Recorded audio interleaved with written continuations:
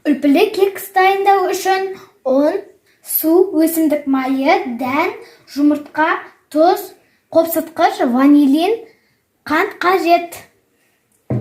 Жұмыртқаның сарысы мен ағын бөліп салып аламыз. Жұмыртқаның ағуызына тұз салып, жақсылап араластырамыз.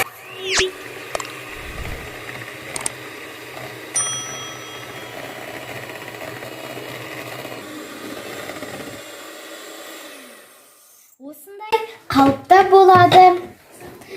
Енді жұмыртқаның сарысына қант қосып араластырамыз.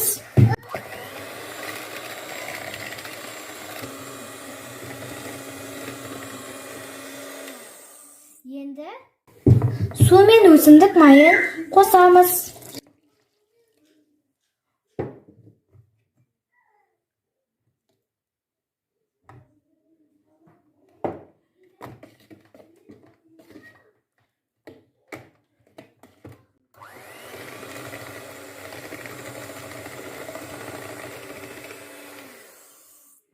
Енді ұнған разғылетін мен ванилин қосып, елеушін өткіземіз.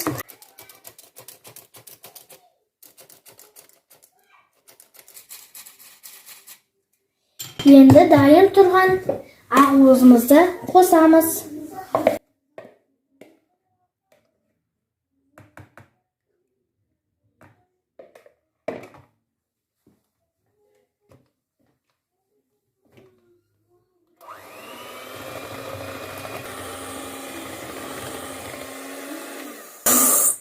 Енді дәніміз бен мейізімізді саламыз. Тағы да жақсылап араластырамыз.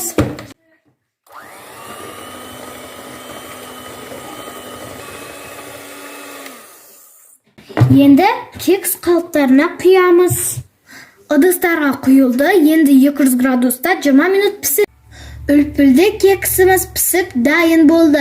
Сіздер де жасап көріңіздер. Керемет!